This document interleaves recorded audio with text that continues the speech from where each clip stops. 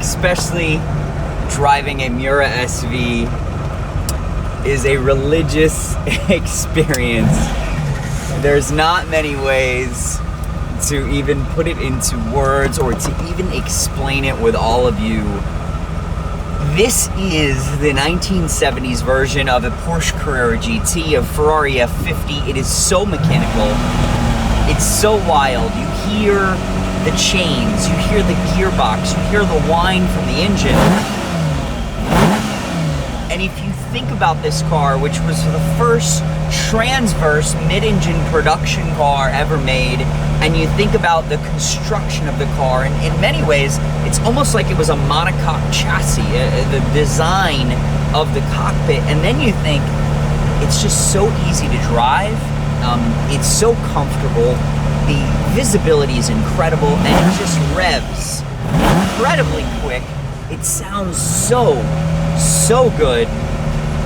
This is one of my favorite cars of all time. And yes, I'm slightly biased, but man, it is a pleasure to get behind the wheel every time with a Miura. Now, we have owned to date a total of 7 Miura SVs, which is pretty incredible considering you know, we're a very young company, but we're a very passionate company, and these cars tell a huge story of my life.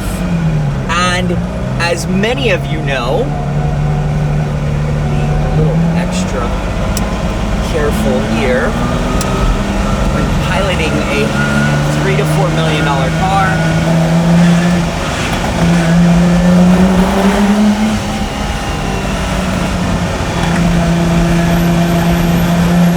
Get goosebumps. You hear that sound around 4,000 RPM. And it reminds me of a vintage racer. I mean, this car handles like it's on rails.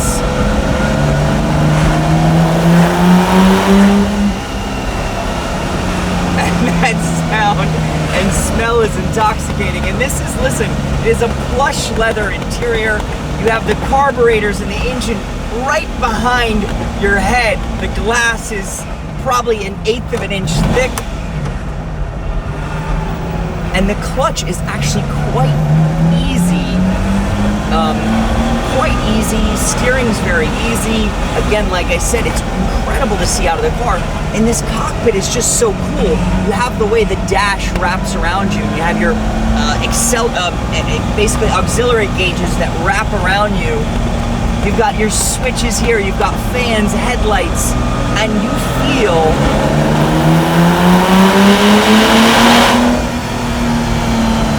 like you're part of something special.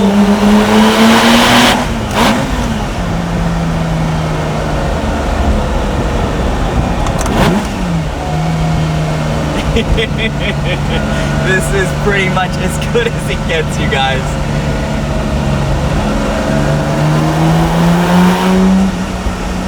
I could drive this car all day long. And it has a lot of power. I mean, these cars were just under 400 horsepower, but that was very quick for that period, and they're very light.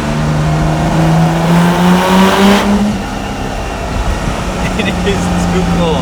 I'm sorry, I'll get back to the story. So we've had 11 of these cars essentially, and probably I think another 5 or 6 other Miuras.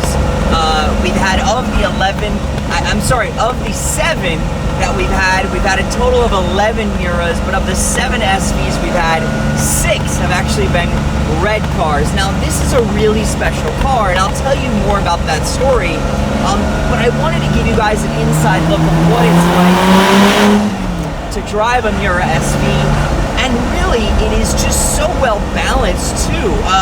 You feel there's a lot of power, and it pushes you back in your seat when you accelerate. Now, until the car is warmed up, the shifting is a little notchy, and really any Miura owner will tell you, you've got a double clutch. I love basically matching the revs between the shifts. The car, it then just sort of, as the gearbox, as the car warms up, it just feels so good. You feel the car around this turn. It hugs the turn.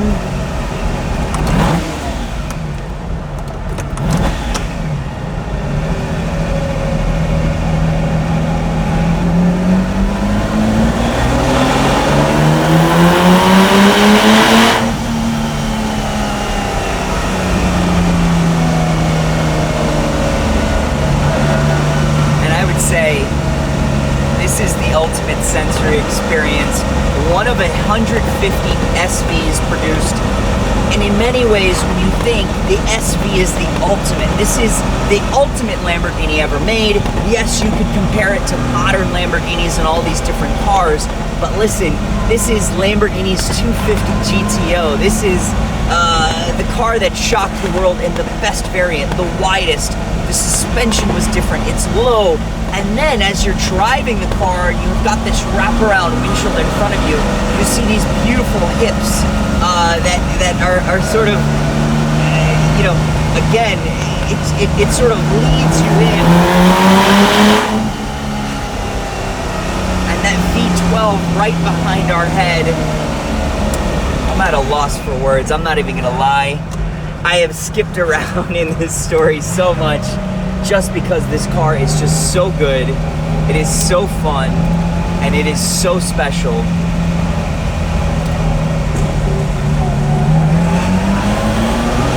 And maybe it's something about my history with Miuras and remembering the times that my father gave me a ride in Miuras.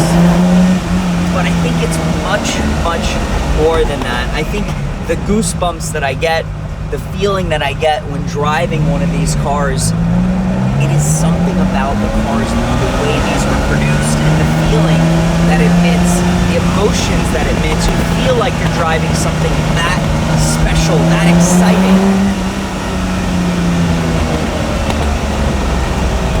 Navigating some residential roads here. And again, easy to drive. The visibility is quite good. And still what's remarkable to me is just how quick these cars rev. I mean, it feels very much like a modern car, a modern supercar in many ways.